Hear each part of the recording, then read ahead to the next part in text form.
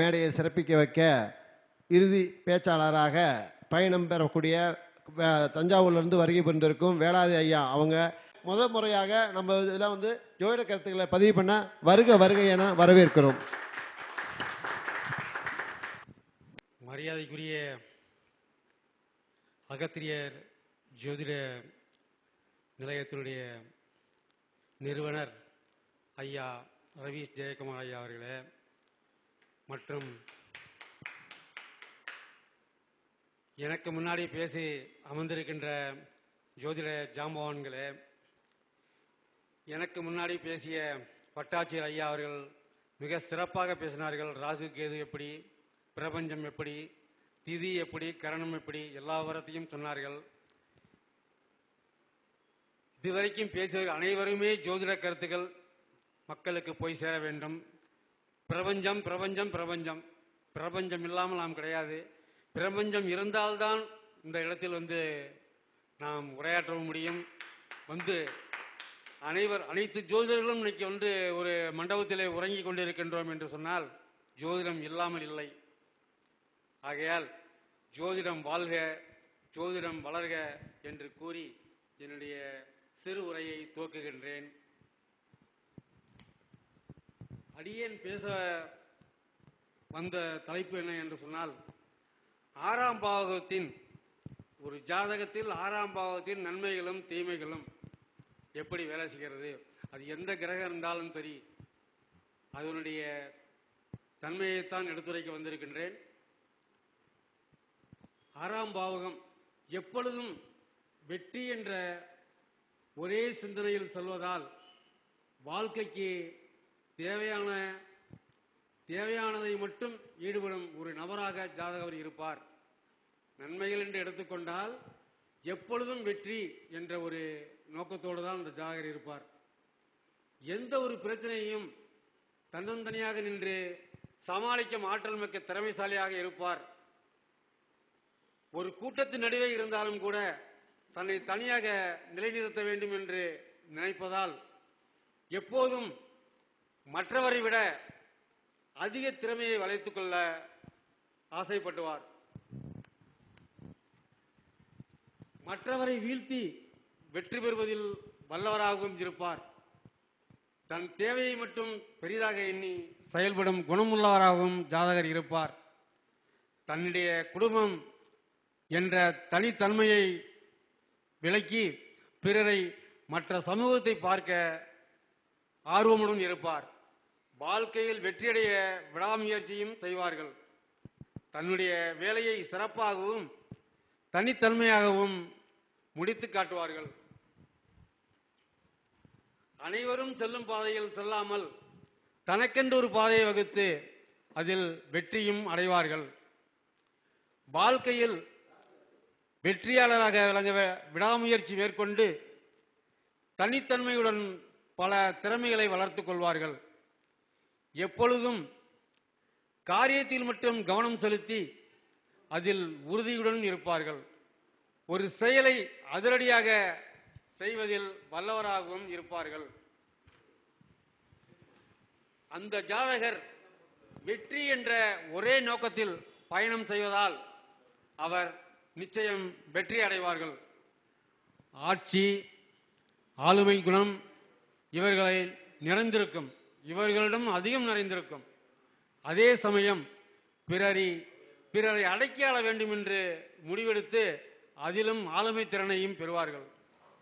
ஒரு கூட்டத்தில் கூட அடக்கும் தனித்திறமையுடையவராக இருப்பார். அதே சமயம் பிறரை அடிபணிய வைக்கவும் செய்வார்கள். இந்த ஆறாம் பாகம் வலுத்திருந்தால் ஒரு நிறுவனம் அல்லது குடும்பத்தில் அதிக நிர்வாகத்திறன் அதிகம் இருக்கும் அவர்களிடத்தில். நன்மைகள் என்று சொன்னால் அதே சமயம் ஆறாம் பாகம் கடன், நோய், வம்பு, வழக்கு இதெல்லாம் இருந்தாலும் கூட, கடன் என்று சொன்னால் ஆறாம் பாகத்தில் கடன் மட்டும்தான் இருக்கும், வம்பு வழக்கு இருக்காது. நோய் என்று சொன்னால் நோய் மட்டும்தான் இருக்கும், கடன் இருக்காது. இதோ ஒரு விதத்தில் ஏதோ ஒன்றுதான் பாதிக்குமே ஒழிய கடன், வம்பு வழக்கு எல்லாமே அந்த ஆறாம் பாகத்தில் உள்ள இது இருக்காது. ஏதோ ஒன்றுதான் அவருக்கு பாதிப்படையுமே ஒழிய அதே மாதிரி தீமைகளும் உண்டு. அனைவரும் சமம் என்று நினைக்காமல் ஏற்றத்தாழ்வுகள் கண்டு பழகும் இயல்பு இவர்களுக்கு உண்டு. இவர்களுக்கு எதிலும் வெற்றி பெறுவதால் அனைவரிடம் பொறாமையும் படுவார்கள். அவர்கள் மேல் அதிகம் ஆதிக்கம் செலுத்துவார்கள். இவர்களுக்கு வழக்கு, நோய், சண்டை, சச்சரவு மூலம் கோர்ட் வாழ்க்கையில் அதிகம் இருந்தாலும் அதை பற்றி சற்றும் கவலைப்பட மாட்டார்கள். அதே சமயம் வாழ்நாள் என்பது இவருக்கு சரிசமமாக இருக்காது. தீமைகளாக இருந்தால் மட்டும் தீயவை அந்த 6ஆம் பாகவத்தில் தீய கிரகம் இருந்தால் அந்த மாதிரியான சூழ்நிலை. தொழில் அல்லது குடும்பம் ஏற்றத்தாழ்வுடன் தான் அமைந்திருக்கும். ஏன் அவரது இல்லற வாழ்வில் கூட குடும்ப வாழ்க்கை கூட சற்று ஏற்றத்தாழ்வுடன் தான் இருக்கும். பாசம், வளர்ச்சி இவற்றிற்கு ஜாதகர் அதாவது 6ஆம் பாகம் வலுத்தவர்கள் இடம் கொடுக்க மாட்டார்கள். சண்டைக்கு வரிந்து கட்டி கொண்டு நிற்பார்கள். அதே சமயம் உழைப்பதற்கு ஓய்வு கொடுக்க மனம் இருக்காது. எப்பொழுதும் கடமையே கண்ணாக எண்ணும் பொழுது இவர்கள் உடல்நிலை குறைவு சற்று அடிக்கடி தொந்தரவு கொடுக்கும். ஒருவரை பார்த்தவுடன் எடை போட்டு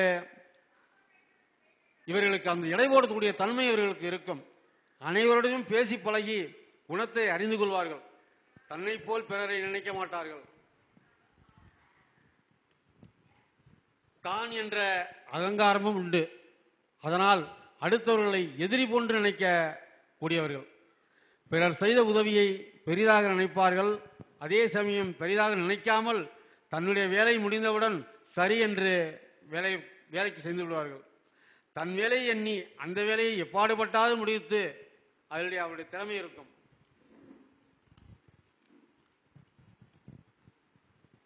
ஜாதகருக்கு ஜோடி சரியாக பார்த்து சொல்ல வேண்டும், பார்த்து சேர்க்க வேண்டும். அதாவது ஆணாக இருந்தாலும் சரி, பெண்ணாக இருந்தாலும் சரி, அப்படி அமையவில்லை என்றால் பொருந்தாத குழாய் மாதிரி ஆகிவிடும். அதே சமயம் பிறர் இவரை தவறாக கூறினாலும் பொருட்படுத்தாமல் அந்த வேலையை கவனத்துடன் செய்து சரியாக செய்வது போல் காட்டிக்கொள்வார்கள்.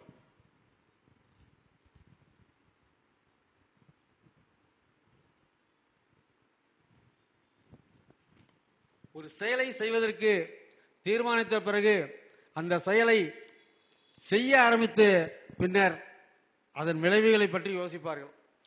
முன் யோசனை இவர்களுக்கு அறவே இருக்காது.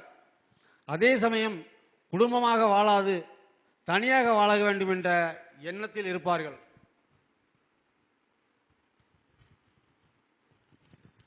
தான் வெற்றியடைய வேண்டும் என்று இருப்பதால் அனைத்து விதமான எந்த பிரச்சனையும் சமாளிக்கும் ஆற்றல் இவர்களுக்கு உண்டு.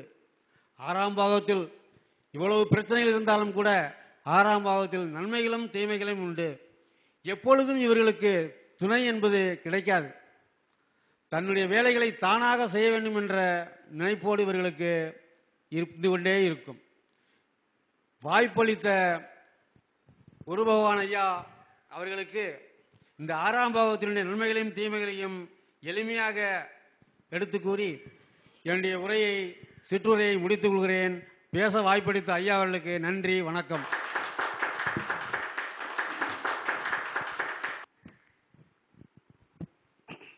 அகத்தியர் ஜோதிட வித்யாலய அறக்கட்டளையின் சார்பாக 24வது கருத்தரங்கத்தில் நிறைவு பேச்சாகவும் சிறப்பு பேச்சாகவும் வேலாயுதம் ஐயா தஞ்சாவூர்லேருந்து வருகை புரிந்து அருமையாக ஜோதிட கருத்துக்களை பதிவு பண்ணியிருக்காங்க.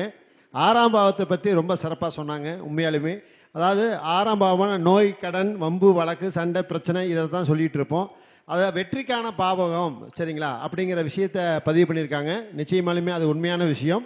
6, 8, 12 இந்த பாவங்கள்லாம் கண்டிப்பாக மனிதனுடைய வாழ்க்கையில் முக்கிய பங்கு வகிக்கிற பாவம் அப்படிங்கிறத உறுதிப்பட சொல்லியிருக்காங்க. அதுக்கு ஐயாவுக்கு சிறப்பு செய்யும் விதமாக என்னுடைய உயிர் நண்பர் ஐயா வடிவேல் ஐயா அவர்களை வருக வருக என வரவேற்கிறோம்.